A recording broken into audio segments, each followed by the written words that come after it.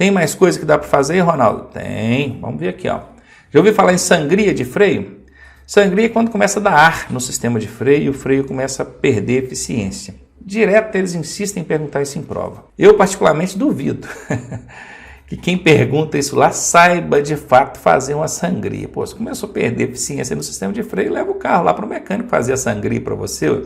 Mas é importante você saber o que é, porque na prova pergunta, você já fica por dentro disso aí. Então a sangria é o termo utilizado para a troca do líquido de freio, que deve ser realizada anualmente a cada 10 mil quilômetros. Ou então se houver sinais de perfuração no sistema, ou entrada de ar, começa a entrar ar no sistema. Como é que vai funcionar? Também é utilizado para retirar bolhas de ar que se formam no sistema de freios.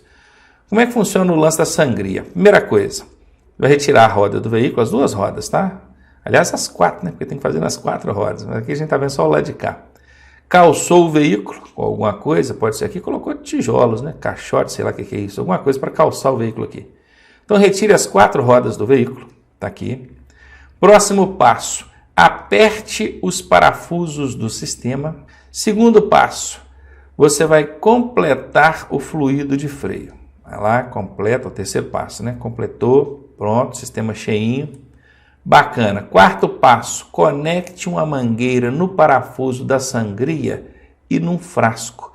Essa sangria fica lá de baixo, tá? Tem um cilindro ali, você vai chegar lá, vai tirar ali o parafuso, conectar uma mangueira e colocar dentro de um frasco. Tem que ser um frasco grande, pelo menos uns 2 litros, uma garrafa PET serve. O próximo passo é pedir alguém para bombar ou bombear, né, o pedal de freio. A pessoa vai lá dentro e fica apertando o pedal de freio, fica apertando várias vezes. E o que vai acontecer? Vai jogar o óleo que está no sistema todinho para fora ali. Continue a bombear até sair todo o ar do tubo de freio. Saiu o ar todinho. Aí, olha o óleo caindo aqui dentro da garrafinha, tá vendo? Ó? Aí bacana, você vai apertar o parafuso da sangria para concluir o procedimento. Pronto, feita aí a sangria de freio, é isso aí. Então é dessa forma que funciona, é para isso que serve. Vai perguntar na sua prova, você já sabe responder, pelo menos teoricamente, né? Na prática, se der um problema, leva lá que o mecânico corrige, com certeza. Vai te cobrar uma caixinha pequena, que isso é coisa simples de ser feita. Sistema de direção, mais um sistema aí no veículo. Quais são os componentes aí? Ó? Volante, coluna de direção, barra de direção, manga de eixo, caixa de direção. O que a gente precisa saber disso aqui? Ó? A gente tem o tipo de direção mecânica, hidráulica, elétrica e eletrohidráulica. Assim como no sistema de freios, esses aqui, né? Sistemas auxiliares que vão fazer força para você. Se você pegar um carro cujo sistema de direção é mecânico, você vai ter que fazer força para caramba. É o chamado queixo duro, né? O pessoal chama de queixo duro. Agora, você compra um carro com a direção hidráulica, já tem um sistema auxiliar, que é hidráulico, para fazer força para você. Se você comprar aí um carro com direção elétrica, já tem um sistema elétrico também auxiliar para fazer força para você. E tem aquele misto, né? Híbrido, é o eletrohidráulica. Bacana, então você já sabe o que é isso. Ó, os componentes, ó, o volante, esses são só os principais, tá, gente? Não dá para ficar falando cada pecinha do sistema. Barra de direção, manga de eixo, caixa de direção. E aqui os dispositivos auxiliares que vão fazer força para você. Você dá um leve toque na direção e o sistema aqui faz toda a força girando lá então a roda, ou movimentando, né, o eixo com as rodas. A manutenção nesse sistema consiste em ajustes, revisão, lubrificação, limpeza e completar o fluido hidráulico quando no caso de direção hidráulica. E bora falar de sistema de suspensão. O sistema de suspensão é responsável por absorver os impactos gerados pelas irregularidades no pavimento, além de proporcionar maior estabilidade ao veículo nas curvas. Sim, se você andar num veículo sem sistema de suspensão, que aliás nem existe, não tem como, no automóvel não, mas tem gente que corta as molas, danifica, né? Altera e acaba danificando o sistema de suspensão, rebaixa o carro e ele perde parte dessa capacidade de absorção dos impactos. Você vai andando pelas vias, tem buraco, tem desnível, irregularidade, principalmente as vias brasileiras, né? Tem bastante isso. E essas irregularidades, elas são todas absorvidas, amortecidas pelo sistema de suspensão. Agora presta atenção, quando a gente fala sobre sistema de suspensão, não é só o amortecedor, não. Aliás, amortecedores, né? Porque para cada roda tem pelo menos um. Então não é só amortecedor não, tá? Se liga aqui. Bom, a gente tem aqui a mola, né? Essa mola espiral, chamada de mola helicoidal. Tem o amortecedor, tem a bandeja e tem a barra estabilizadora. Isso tudo aqui faz parte do sistema de suspensão. E caso você não saiba, o que absorve o impacto de cima para baixo é a mola. Tá bom? É a mola, não é o amortecedor. Não tem gente que pensa assim, eu pressiono aqui para baixo aqui, o amortecedor é que segura. Não é não. Na verdade, o amortecedor segura quando o carro tenta voltar. Porque ele dá aquele impacto, então a mola absorve. Na hora de voltar, o amortecedor segura para que ele volte suavemente, senão o carro pula, né? Ele pula. Aliás, essa é uma maneira de você testar se o carro está com o amortecedor bom ou não. Você vai em cima da roda ali, aperta ela o máximo que você puder, em cima do capô ali do carro, né? Fala em cima da roda, em cima do capô ali, em cima do paralama dianteiro. Aperta até lá embaixo, pode sentar ali na beiradinha sem amassar a lataria, né? E pula fora e vê se ele voltar segurando, bacana, o amortecedor tá bom. Se ele pular, meu amigo, o amortecedor já era, tem que trocar, já não está valendo mais nada, não é a forma de você testar. Porque o amortecedor ele segura na hora que o carro está voltando. Ele absorveu, a mola segura. Na hora que ele está voltando, o amortecedor segura. Beleza, conhecida então alguns componentes, né, os principais do sistema de suspensão e sabendo também qual é a finalidade dele, bora ver então a manutenção. Tá aí, ó, ficar atento a ruídos e movimentos irregulares no veículo. Está dirigindo, sentindo que o carro está puxando, balançando demais nas curvas? Tem que mandar fazer manutenção. Observar a eficácia e o tempo de vida útil dos amortecedores. Eles devem durar aproximadamente 40 mil quilômetros. Você deve cuidar da lubrificação dos componentes do sistema de suspensão. Tá sempre lubrificando, é uma graxinha. Leva lá, manda fazer uma manutenção, até para evitar aqueles rangidos que o carro fica fazendo quando você está andando. Revisar as coifas, batentes e coxins. Não precisa você saber, até porque nem dá para ver isso aqui, não precisa saber que peças são essas. Mas o mecânico sabe que tem que revisar esses dispositivos. Coifa, na verdade, é uma proteção que tem aqui, parece um plásticozinho que tem aqui, que é para evitar de sair a lubrificação dali, a graxa, e evitar também de areia, terra, entrar no sistema. Batentes e coxinhos são coisas ali de borracha mesmo, para segurar, amortecer um pouco o impacto, não deixando ferro pegar com ferro aqui. E que mais? Verificar possíveis quebras nas molas, tem que estar olhando aqui as molas. E por fim, observar o desgaste nos pivôs. Tudo isso é o mecânico que vai fazer. Se você tiver conhecimento, souber onde fica essas peças, saber verificar, você pode subir o seu carro no elevador. E, obviamente, um elevador de oficina, né? Claro. E observar. Como a gente não tem um elevador em casa, e dificilmente você vai conseguir entrar ali debaixo para ver, então leva o carro na oficina, sobe ele no elevador da oficina lá e o mecânico já está lá e ele olha para você. Ótimo. Quando eu falo que o mecânico olha, gente, é porque muitas dessas coisas aqui não é a gente que vai fazer, mas para a prova vocês precisam conhecer. Então prestem atenção nesse tipo de manutenção aqui, todos os sistemas que eu estou mostrando, porque isso pergunta na prova e você tem que saber responder. Bom, rodas agora. Sistemas de rodagem. As rodas são um dos sistemas mais simples que existem. Nós temos aqui alguns poucos componentes, que podem ser chamados componentes principais. Nós temos aqui a roda, tem o cubo de roda, isso aqui é onde você vai prender os parafusos para colocar a roda, tá vendo? Esses furos que tem aqui, ó, encaixam aqui, ó, nesses parafusos. Tem o pneu, que a roda precisa do pneu, né? E tem o rolamento, que fica aqui dentro do cubo de roda aqui, ó. Bacana? Beleza, continuando, vamos falar sobre pneu agora, conceitos, vamos ver aqui, ó. Banda de rodagem, é isso que vocês têm aqui em cima, aqui, ó. Costado, ou ombro, lateral do pneu aqui. Talão, essa parte inferior aqui. Carcaça, aí já é a parte onde tem os arames e tudo. Vai perguntar em prova? Não, mas para fim de você conhecer mesmo como é que é a estrutura de um pneu. Agora, isso aqui pode perguntar, tá? Tá vendo essa numeração que tem no pneu? Todo pneu tem essa numeração. Claro que a numeração é pequena, não é tão grande igual está aqui. E ela é pretinha mesmo, na borracha ali. Ela só tem alto relevo na borracha. O que é que essa numeração representa? Tá aqui, ó. 195 é a largura do pneu. Bacana? Esse primeiro aqui é 195.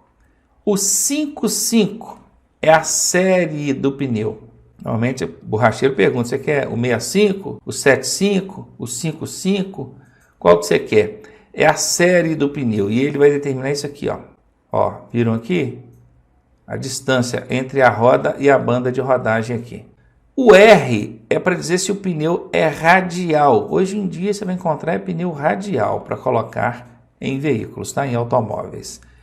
O aro já é o 16. Quando aparece lá, aro 16, é isso aqui, ó, dimensão. Seu aro é 18, fica aquela roda grande e o pneu fininho. Se o aro é 18, né, vamos botar um aro 19 aqui. O que vai acontecer com a série aqui? Ela vai diminuir, o pneu vai ficar mais fininho. O índice de carga, isso aqui não significa que ele pode transportar 87 quilos, não. Isso aqui tem uma tabela de referência, tem que olhar na tabela de referência para saber o índice de carga. E o V, que é o índice de velocidade, também tem uma referência para você saber qual é o índice de velocidade conforme a letra que aparece aqui, ó. Então, ó, então tem essas informações aqui na lateral do pneu, já sabe para que cada uma serve agora, prossigamos. Ainda falando de rodas, sistemas de rodagem, a manutenção mais básica que existe nesse sistema é a calibragem. A calibragem é dar a pressão adequada de ar para o pneu. Se você coloca pressão demais no pneu, se o pneu fica muito cheio, a pressão alta, ele desgasta o centro. Se você coloca pressão de menos, anda sempre com o pneu murcho ou semi-vazio, ele vai gastar as laterais, os ombros aqui, ó. Então tem a pressão adequada e a pressão adequada depende da recomendação do fabricante e depende também do uso. Para cada uso vai existir ali uma pressão adequada. O meu carro, por exemplo, para eu viajar com o porta-malas cheio de gente, ele exige 32 libras nas rodas traseiras e 30 libras nas rodas dianteiras. Mas se eu não estiver viajando, ele recomenda 28 libras atrás e 28 libras na frente. Olha que interessante. Se eu não estiver com o carro pesado. Então isso varia. Você saiu para fazer a viagem aqui agora? O carro está pesadão? Passa lá no posto, enche o tanque e já calibra o pneu conforme recomendado pelo fabricante. Chegou lá de viagem, desceu todo mundo do carro, tirou as bagagens, o carro está leve de novo? Passa no posto e volta a calibragem para o adequado. Bom, caso vocês não saibam, a calibragem inadequada, além de promover um desgaste irregular no veículo do pneu, porque o pneu ele vai desgastar naturalmente com o uso, mas o desgaste irregular, que é esse do alta pressão ou baixa pressão. Então, além disso, a calibragem dos pneus, elas têm influência direta no consumo de combustível. Sabia disso? Pois é, pneus mal calibrados aumenta sim o consumo de combustível.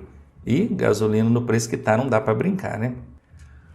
Show! E aqui a gente está falando da troca. Quando é que eu preciso fazer a troca do pneu? Quando o TWI, aquele alto relevozinho que eu já mostrei para vocês lá atrás no curso, né? O TWI, que é o indicador máximo de desgaste, quando começa a pegar nele ali, a banda de rodagem vai abaixando, ela começou aqui com 0,8 milímetros. Foi desgastando, quando chega no TWI, que é 0,2 milímetros, aí já tem que trocar. Andar com os pneus em mau estado de conservação é infração grave. Aqui, ó, R$ 195 para pagar e 5 pontos no prontuário. Beleza, e as rodas, hein? Rodízio das rodas, tem que fazer. Aqui tem os sistemas de rodízio a depender do tipo de tração do seu veículo, tá? Veículo de tração traseira e nas 4 rodas, o seu veículo tem tração atrás. Ou então tração nas 4 rodas, com o passar do tempo você tem que fazer o rodízio. E o rodízio ele é exatamente dessa forma. As rodas traseiras, você passa elas para frente, só tira da roda de trás, a roda traseira direita e passa para frente direita. Mesma coisa aqui, traseira direita, ó, aqui esquerda, né? E passa para frente esquerda. Quem vai fazer isso é o borracheiro. Se você quiser fazer também, tanto faz. E as rodas da frente devem ir para trás em forma de X. Isso ajuda os pneus a desgastarem de forma mais regular e uniforme. E, consequentemente, você vai ter um tempo maior de duração nos pneus. Agora, se o seu veículo for tração dianteira, que é 95% dos automóveis aí é o contrário. As rodas da frente passam para trás, ó. Frente dianteira passa para traseira dianteira. A frente esquerda passa para a traseira esquerda. E as que estão atrás vão para frente em forma de X. Beleza? Bora lá, manutenção agora, alinhamento. Já ouviu falar de alinhar as rodas? Consiste em ajustar os ângulos das rodas, mantendo-as perpendiculares ao solo e paralelas entre si.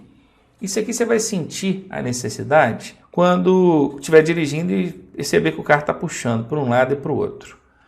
Então tá aqui, ó, tem vários tipos aqui de manutenção de alinhamento. Tem o caster, olha aqui que é o caster negativo, olha como é que está o eixo aqui, ó. Consegue perceber? Olha aqui o caster positivo, suspensão na verdade, é o que está segurando o veículo aqui, a roda. Olha aqui agora a cambagem, olha só, cambagem negativa, olha com as rodinhas abertas. Olha a cambagem positiva, olha com as rodinhas fechadas. A cambagem inadequada vai gerar isso aqui no pneu. Convergência das rodas também. Então, convergente, olha só as rodinhas fechadas para frente. Divergência, olha as rodinhas fechadas para trás. Então, você tem tanto a inclinação aqui, ó, no caster, tá? Isso tudo aqui é feito na manutenção de alinhamento. Caster, tem a cambagem, tem a convergência. Verifiquem bem isso aqui, isso tudo é alinhado aqui, ó, nesse tipo de manutenção. Isso ajuda demais, tanto no sistema de suspensão, como também no sistema de pneus, né, pneumáticos, que vai gastar com uma regularidade muito melhor. Aqui, o excesso de convergência ou divergência gera isso aqui. E para finalizar aqui, a parte de rodas, tem o balanceamento. O que é o balanceamento? É a distribuição uniforme da massa do pneu.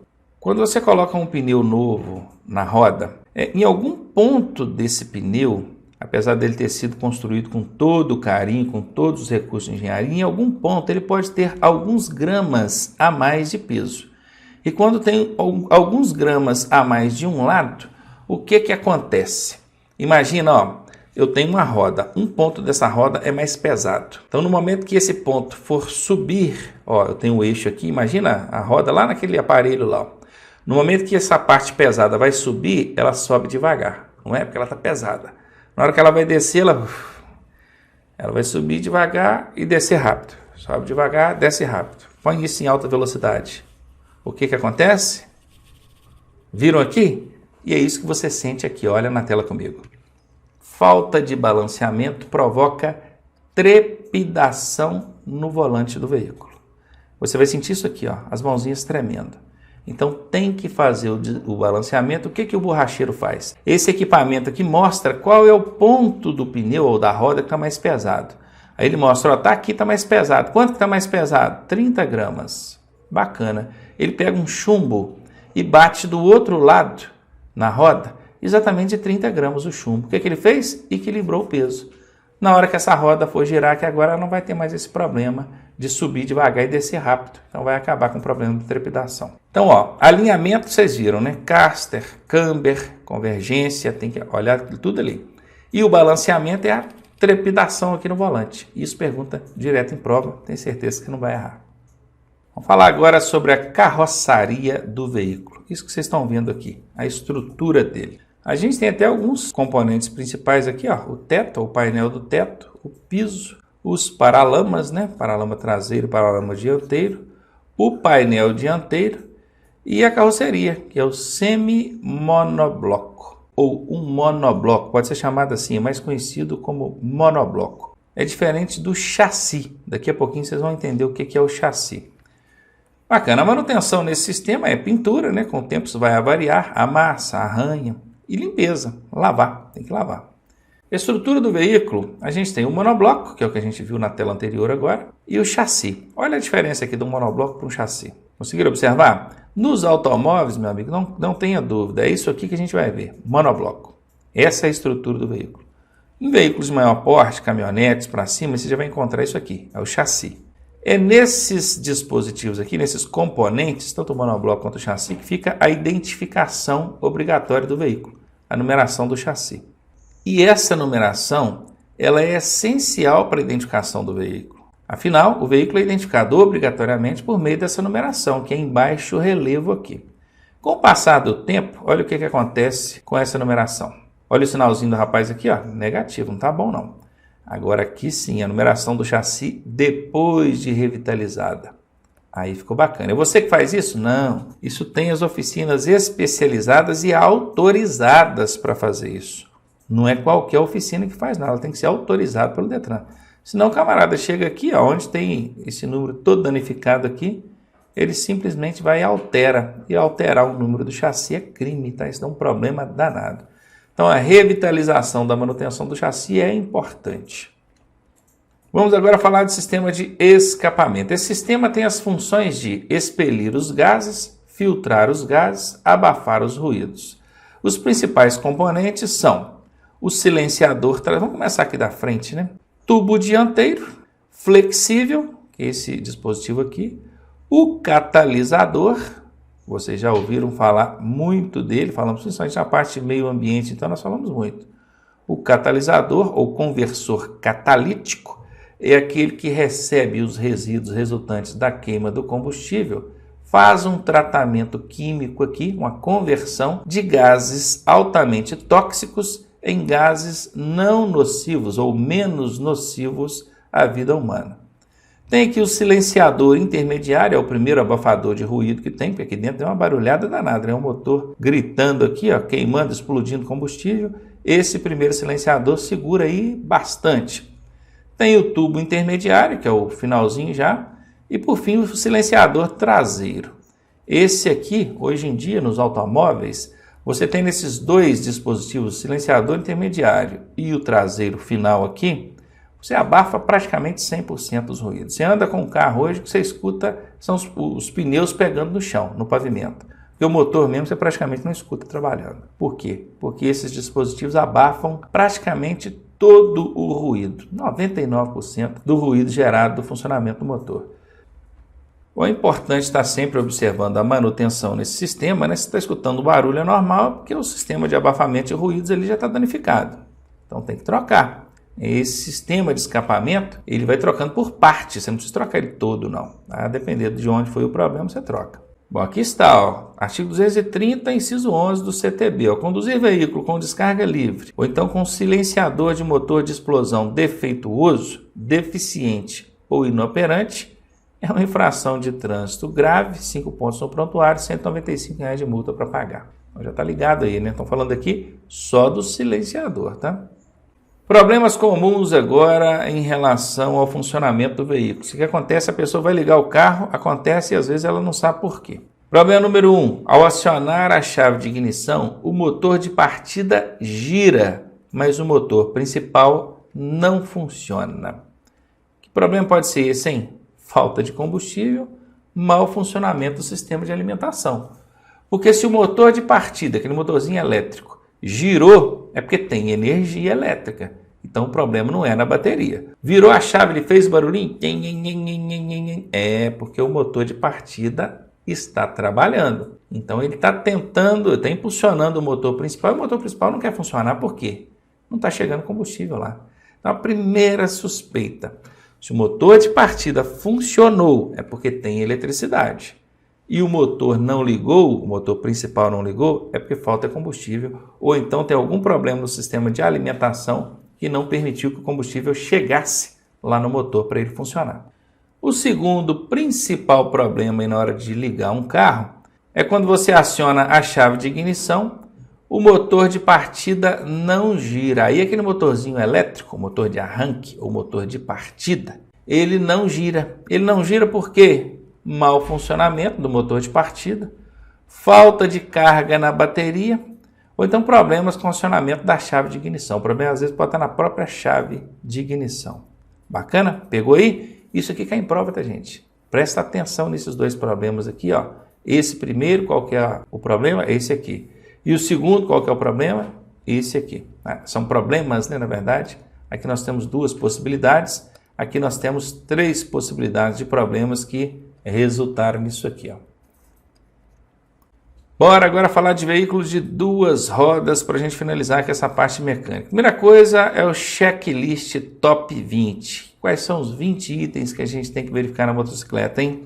Bora lá ver. Pneus, luzes, lubrificação externa, a parte elétrica, a suspensão, os ruídos, combustível, espelhos retrovisores, escapamento, cabos de comando, freios, câmbio, indicadores do painel, correntes e sistema de transmissão. Lembrando que a corrente aqui faz parte do sistema de transmissão, óleo do motor, filtro de ar, guidão, garfo e manetes, pedaleiras, chassi e avarias diversas. Do lado de cá nós temos 10, desse lado aqui mais 10. Você vai passar a mão nesse checklist pelo menos uma vez por semana. Você vai verificar cada um desses itens. Sendo assim, você está mantendo a sua motocicleta regularmente ou com manutenção preventiva regular. Vai evitar aí maiores danos ao seu veículo e evitar também de te colocar em risco. E olha que com motocicleta não se brinca, né?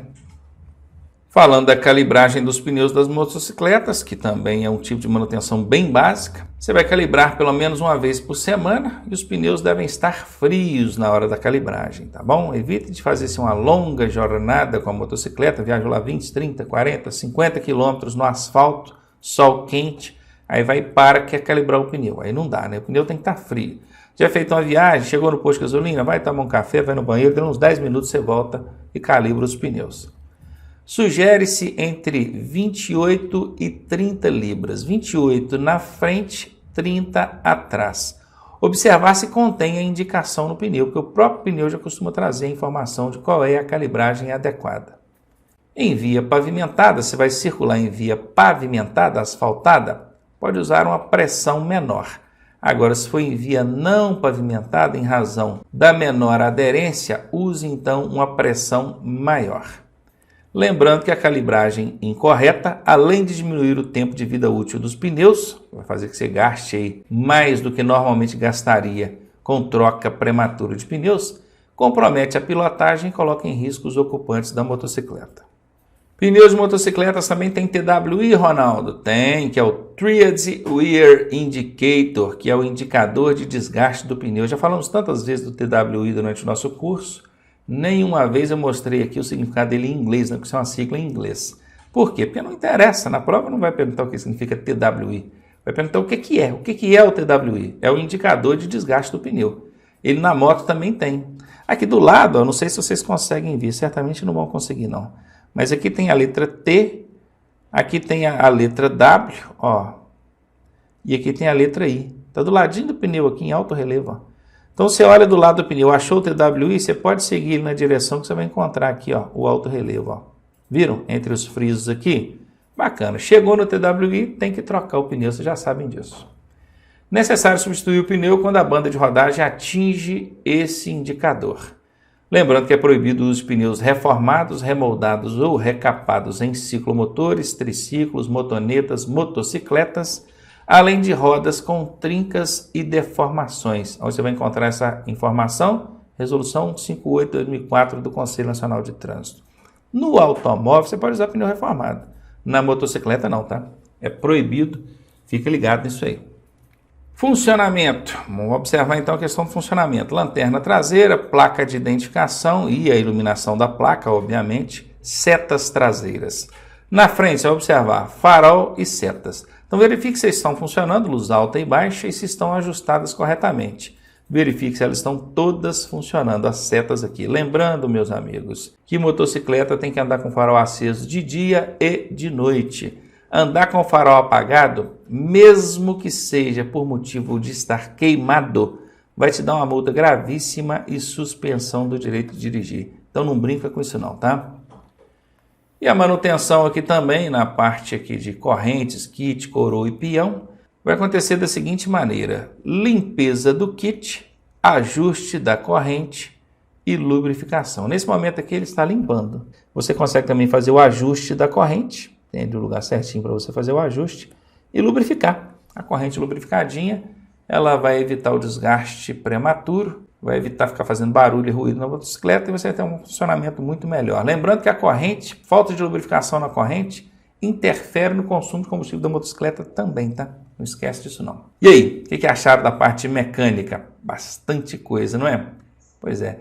É aquilo que eu disse. Para quem tem o primeiro contato, estranha. Às vezes acaba não gostando, porque é muita coisa que ele não conhece. depois que passa isso tudo ele já esqueceu muita coisa. Então a minha sugestão é que você assista pelo menos umas 3 vezes, não só pensando em fazer a prova, mas para conhecer mesmo. Depois que você assiste umas 3 vezes essa parte de mecânica aqui da matéria, você passa a entender melhor, as ideias começam a encaixar e você põe a gosto. Põe a gosto. Não é nem que você vai trabalhar de mecânico, mas é ótimo você poder falar aí dirigindo, né? Você está dirigindo, conversando com um homem, principalmente do lado, né? Porque os homens são metidos a entender de mecânica e pensam que as mulheres não. Aí na hora de você dar aquele banho no cara aí, ó, dominando a parte mecânica, show, só depende de você. Bora aí que já já a gente volta aí com as questões comentadas sobre mecânica.